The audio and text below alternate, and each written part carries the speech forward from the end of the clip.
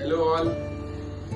आज mother's day है। सभी माओं को मेरा प्रणाम और मदर्स डे की शुभकामनाएं। लोग कहते हैं कि माँ भगवान है, तो कुछ पंक्तियां कि माँ आखिर क्यों भगवान है मेरी तरफ से। लड़कियां जनरली हमारे यहाँ 25 से 30 साल की उम्र में माँ बन जाती हैं और वो उनके कैरियर का भी पीक टाइम होता है। तो सुनिएगा, जब खुद के गोल्स पूरा करने का टाइम हो, जब खुद के गोल्स पूरा करने का टाइम हो, तब पेट में बड़ा सा गोलू संभालती है माँ। खुद की सेहत छोड़ बच्चे को मजबूत बनाती है माँ। और बच्चा हो जाए तो बिस्तर भी गीला कर देता है।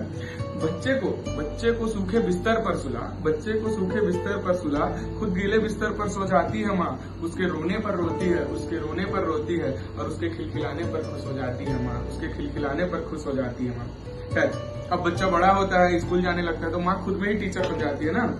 और माँ के रेगुलर काम तो चल रहे होते हैं, उनके और काम बढ़ भी जाते हैं। सुबह सबसे पहले उठ ड्रेस जूते रख टिफिन बनाती है माँ। शाम को आते ही सारा काम छोड़ अपने हाथों से खाना खिलाती है माँ। खुद पढ़ी लिखी ना हो फिर भी सारा होमवर्क कराती है माँ। खुद दिन भर के काम से कितनी भी थक जाए, पर तुम्हारे हाथ पांव दबाकर तुम्हें सुलाती है माँ। अब हम टीन एज में आ जाते हैं, तो माँ के साथ नया बेहतरीन रिश्ता भी बनता है। लड़ाई झगड़े भी बहुत होते हैं टीन एज में, गुस्सा भी बहुत आता है, पर फिर भी माँ अपने स्वरूप को ऐसे ढालती है कि क्या ही बताएं।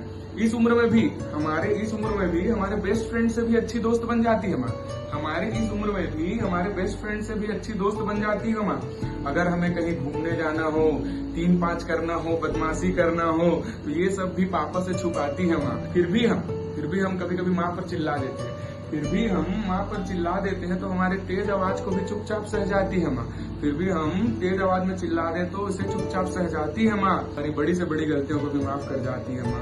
खैर, अब लास्ट पंक्तियां। आज हम लोग सब काम कर रहे हैं, ऑफिस में है, हमसे तो हो नहीं पाता भाई, हमको छुट्टी भी चाहिए होता है, बट माँ पता नहीं कैसे मैनेज करती है। तो सुनिएगा, हमसे 9 से 5 का जॉब हो पाता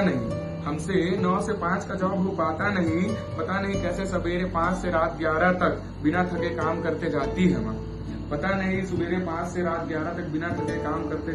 माँ। हमें त्योहार में छुट्टी चाहिए, पर त्योहार में डेली वर्क से डबल काम करते जाती है माँ। पर हम खुद के लिए एक दिन भूखे नहीं रह सकते, पर हमारे सपनों की खातिर नवरात्रि बिना खाए बिताती है माँ। अब आप ही बताओ, भगवान नहीं है तो क्या है माँ। मेरे सत नमन, सभी माओं को प्रणाम।